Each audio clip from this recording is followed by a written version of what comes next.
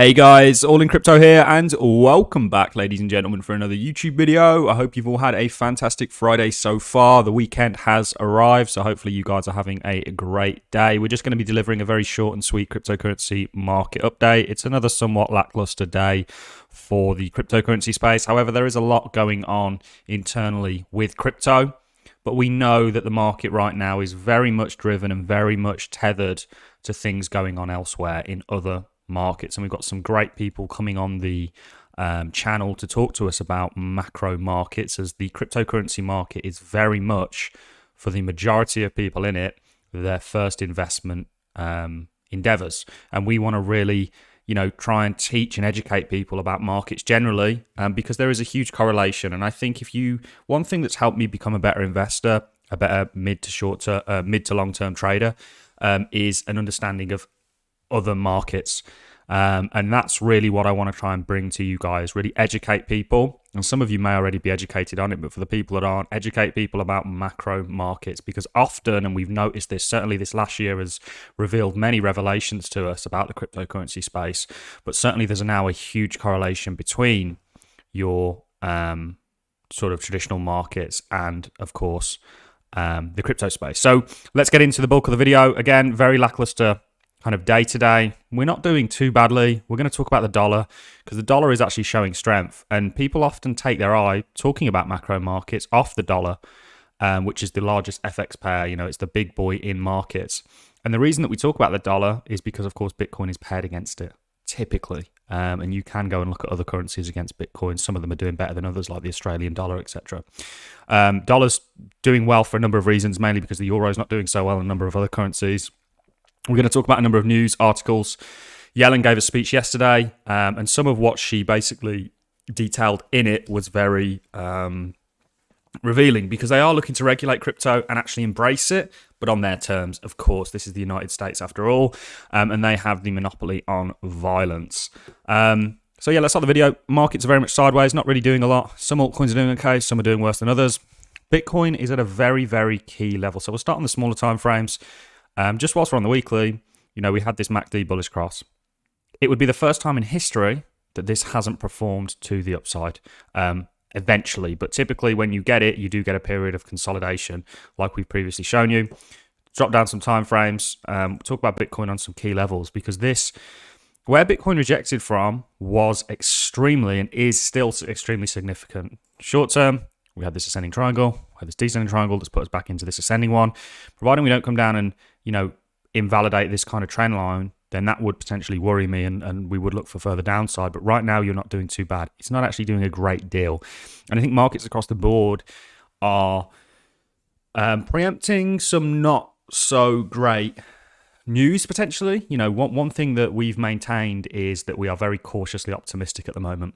We are optimistic on crypto. I think crypto is the future. I think some of what's the news articles that we're going to talk about in just a second really highlight that, and these are just some of thousands at this point.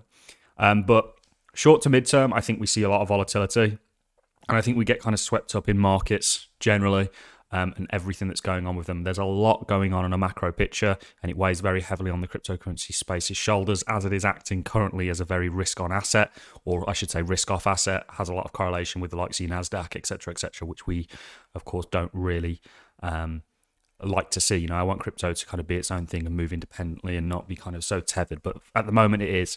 So this is kind of what's going on short term. Where Bitcoin rejected off, again, such a significant level in Bitcoin's history, for the past year or so. Right now, though, however, you are somewhat finding support at what has historically been a good support level. Where you are, I mean, this kind of like, what we'll do is, this range here is super significant if you look at all the points of contact, and that's what you're kind of trading in at the moment, or you've been brought back into. There's lots of levels, key levels that we need to kind of see hold of support. If not, then we target the sort of next ones.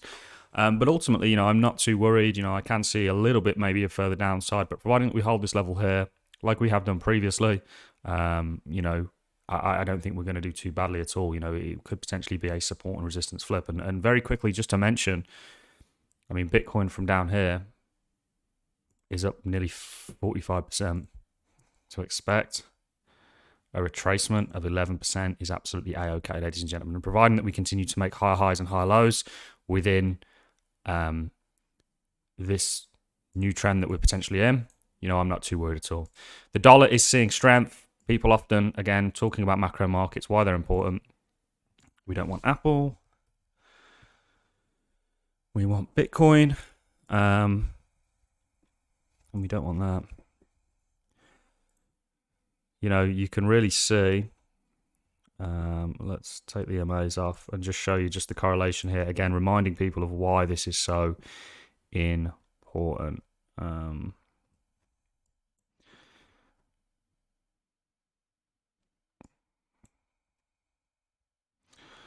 2021, remove that.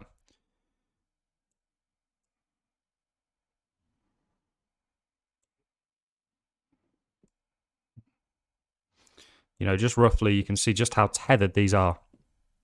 And we can go previously and actually show it better. So your dollar was going down, Bitcoin going up, dollar going up, Bitcoin going down, and vice versa. You can kind of mimic these moves. And the reason being is because we're looking at Bitcoin against the dollar here, of course. And at the moment, you've seen dollar strength, and of course, you've seen Bitcoin weakness. So it's important to watch, but the dollar is at a very key level, around about this 100 point.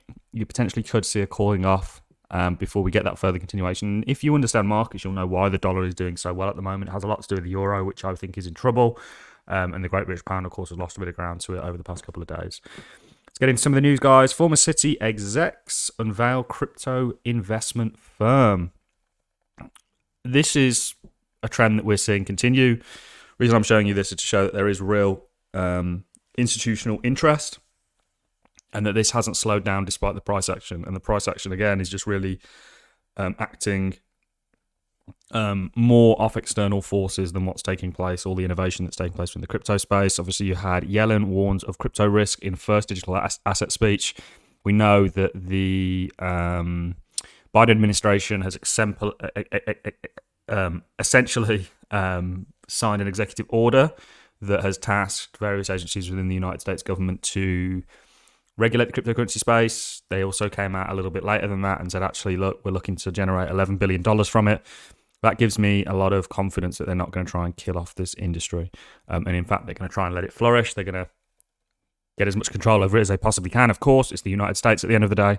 And to think that they're not going to do that, I think is, unwise. I genuinely think that they're never going to allow, in my opinion, people to have their own money that they don't control, and that they can't be the ultimate dictator over. But this is really significant because she essentially came out and she did warn of risks, but she warned of those risks as a kind of reason to say, look, this is why we need to regulate it, and we want to embrace it. We want to embrace these new forms of DeFi, but we're going to have to regulate it.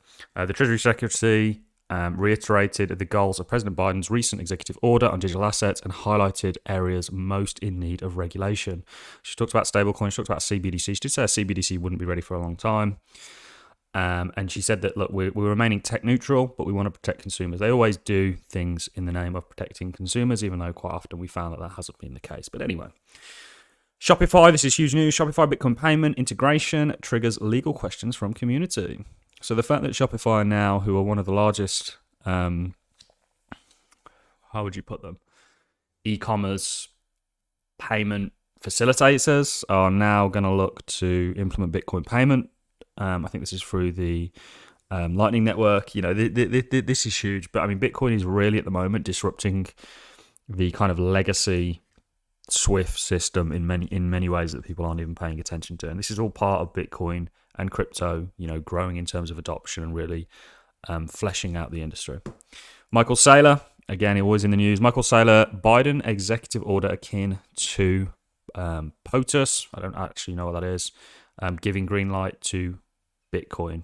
The long-term Bitcoin maximalist was as optimistic as ever about the cryptocurrency in a conversation with ARK's Kathy Wood at Bitcoin 2022 in Miami. I've seen a lot of footage coming out of this Bitcoin Miami conference. I know a couple of people that are on the ground there. Of course, Michael Saylor is a much-loved character within the Bitcoin space. Micro strategy. Michael Saylor's company basically own more Bitcoin than the company is actually valued at in terms of, the Bitcoin is valued at more than MicroStrategy. Why aren't people buying that? That kind of gives me a little bit of, okay, are people worried that there's further downside risk? Is that why your big players aren't aping into it? And crypto is still very much in a grey area at the moment. So that's really what I have for you in this video, guys. I thought I'd just recap on a few things, talk about sort of what's going on. Markets are somewhat lackluster. Weekend is going to be interesting because low volume, you can often get some really volatile moves on the weekend given it's kind of low volume. And I think strategically also people move the market on the weekend when they know people aren't paying attention. They're having their Sunday dinners or so on. So that's all I've got, guys. If you've enjoyed this content, like is always appreciated. So is a comment, and I look forward to seeing you all in the next YouTube video. Thanks a lot for watching, ladies and gents.